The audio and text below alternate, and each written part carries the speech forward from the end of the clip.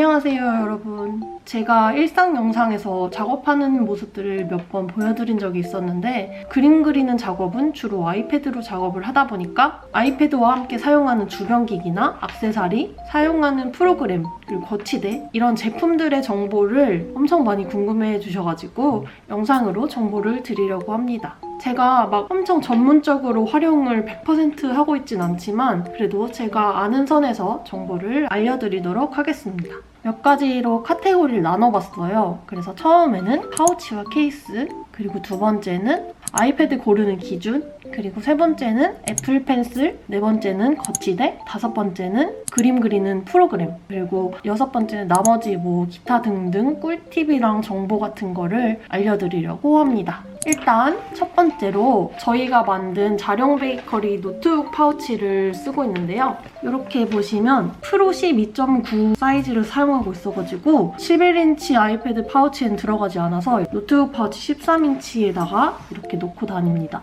근데 13인치라고는 하지만 저희 제품이 다 주변기기까지 넣을 수 있도록 넉넉하게 나와가지고 12.9인치를 넣으면 엄청 넉넉해요. 그래서 저는 이렇게 아이패드 넣고 다이어리 넣고 충전기 넣고 블루투스 키보드 넣고 이렇게 해서 엄청 바리바리 가지고 다닙니다. 그렇게 하면은 약간 들어간 게 많아서 이렇게 볼록해지긴 하지만 그래도 수납 공간이 좀 남을 정도로 엄청 넉넉해요. 거기에 이렇게 어깨끈까지 달아서 이렇게 들고 다니면 진짜 별로 무게감도 안 느껴지고 엄청 편합니다.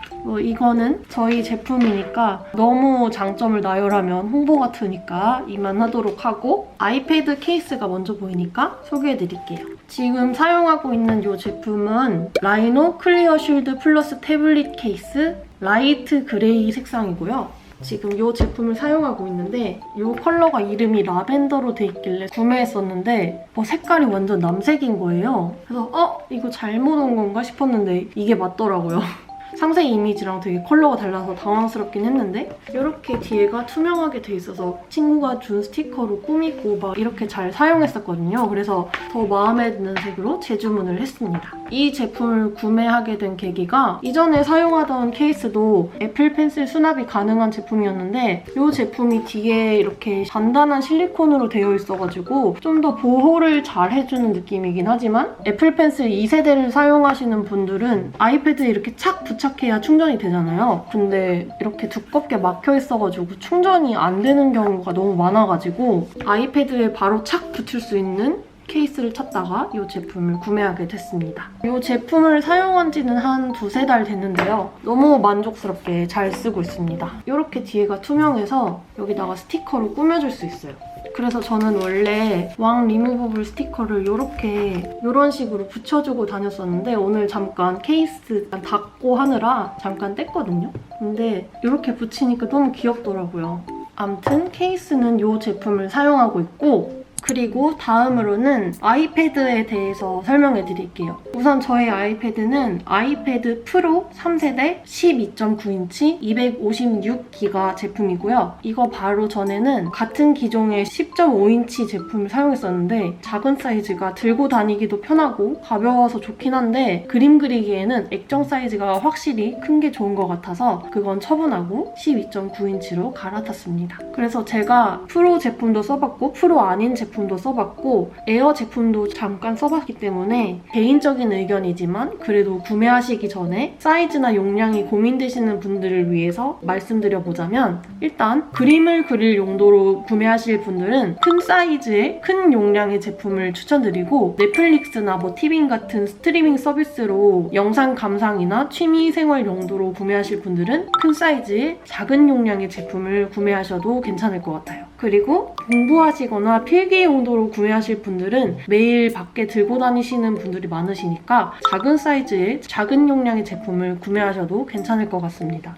물론 금전적으로 여유가 있으시다면 사이즈 상관없이 용량은 넉넉하게 구매하시는 게 좋은데 아이클라우드를 사용하신다면 딱히 저장 공간은 신경 안 쓰시고 구매하셔도 될 것 같습니다. 그리고 전문적이거나 생업을 위해 구매하시는 분들은 프로 제품으로 구매하시는 걸 추천드리고 그게 아니고 아이패드 사보고 싶다 이런 느낌으로 가볍게 구매하시는 거라면 그냥 아이패드나 에어 제품으로 구매하시는 게 조금 더 저렴하기도 하고 가벼워서 휴대성이 좋기도 하니까 이렇게 추천드리고 싶어요. 그리고 다음으로 이 애플 펜슬에 대해서 엄청 많이 물어봐 주시더라고요. 애플 펜슬 케이스가 뭐냐고 엄청 많이 물어봐 주셨는데 이게 케이스가 아니라 스티커로 붙이는 스킨이에요. 그래서 이렇게 보시면 이렇게 떼낼 수 있어요.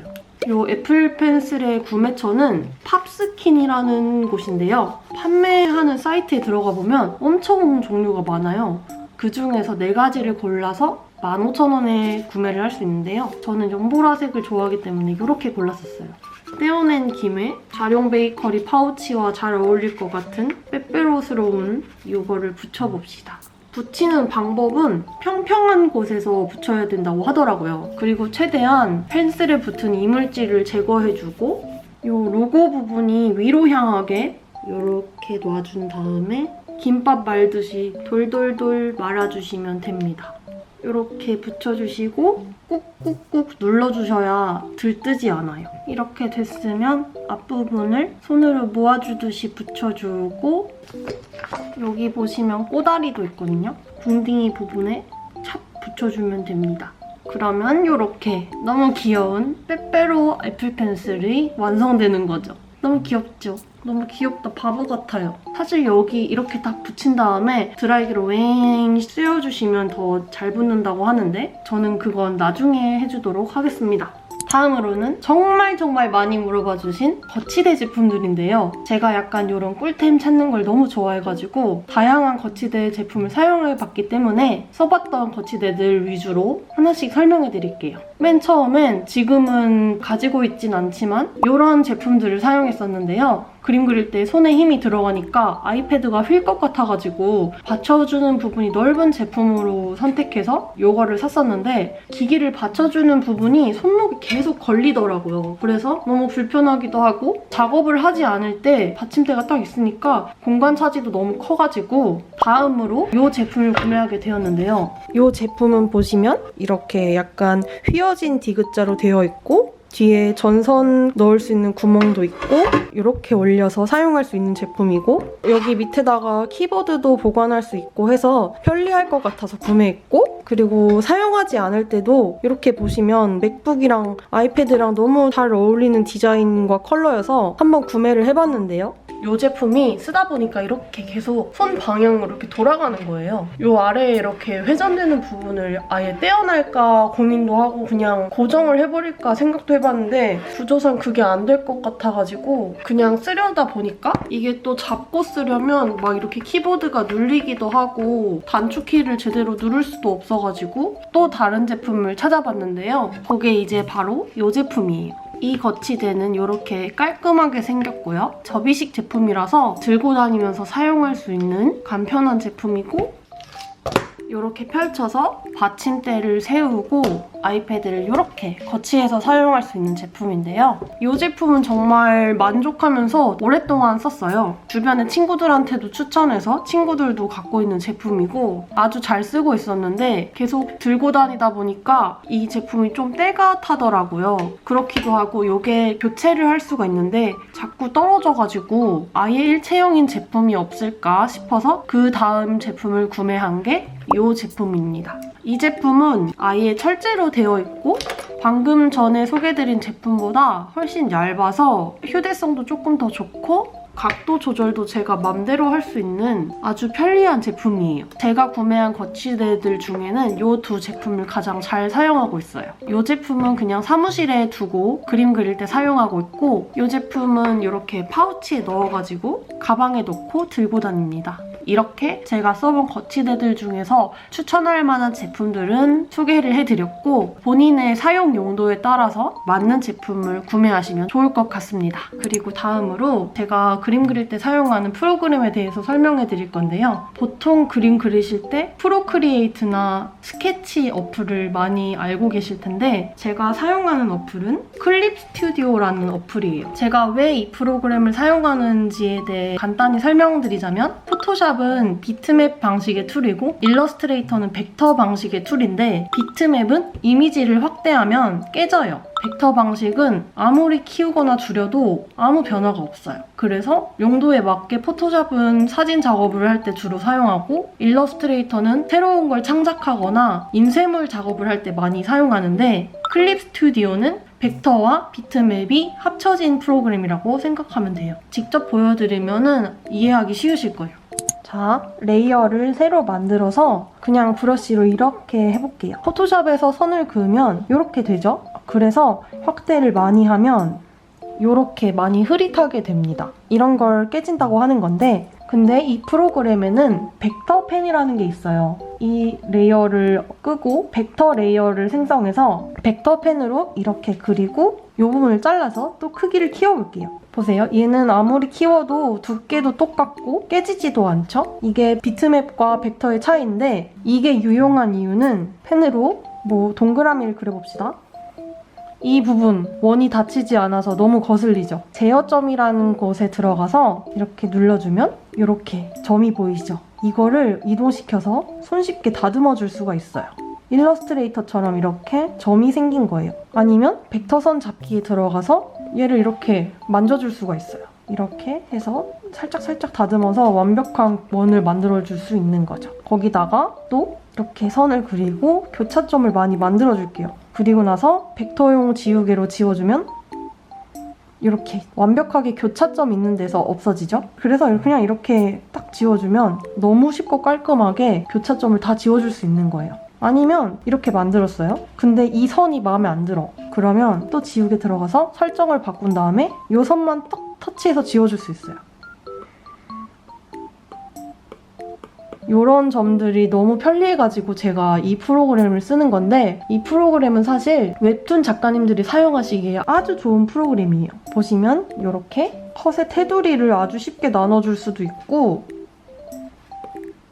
아니면 이런 효과들도 아주 쉽게 해주실 수 있고 인체 마네킹 같은 것도 있고요. 이 마네킹에 위치나 포즈 이렇게 하나하나씩 다 설정해서 인체의 비율이 망가지지 않게 여러 포즈를 참고할 수가 있어요. 인체뿐만 아니라 배경들도 너무 많이 있고 만화 그리기에 딱 최적화되어 있는 그런 프로그램이에요. 이거 외에도 기능이 다양하게 있지만 자세히 다 소개해드리려면 영상을 따로 만들어야 될 정도로 너무 방대해서 더 자세히 알아보고 싶은 분들은 유튜브에 클립 스튜디오를 검색하셔서 강좌를 찾아보시거나 하면 좋을 것 같아요. 참고로 클립 스튜디오는 유료 프로그램이고 PC용 프로그램은 기기의 종류마다 무료 체험 기간이 있고 그 기간 이후에는 프로 버전은 53,000원, 전문가 버전은 243,000원을 일시불로 지불해서 구매할 수 있어요. 그리고 아이패드 버전은 제가 맨 처음에 다운받았을 때는 일정 기간 한 2달인가 3달 정도가 무료였었는데 지금 찾아보니까 매일 1시간이 무료로 지급된다고 하고 그 이후에 더 사용하고 싶으시면 프로 버전은 5,500원, 전문가 버전은 9,500원을 매달 월정액 요금을 지불하면서 사용하셔야 돼요. 그리고 제가 꼭 이렇게 키보드를 같이 들고 다니는 이유도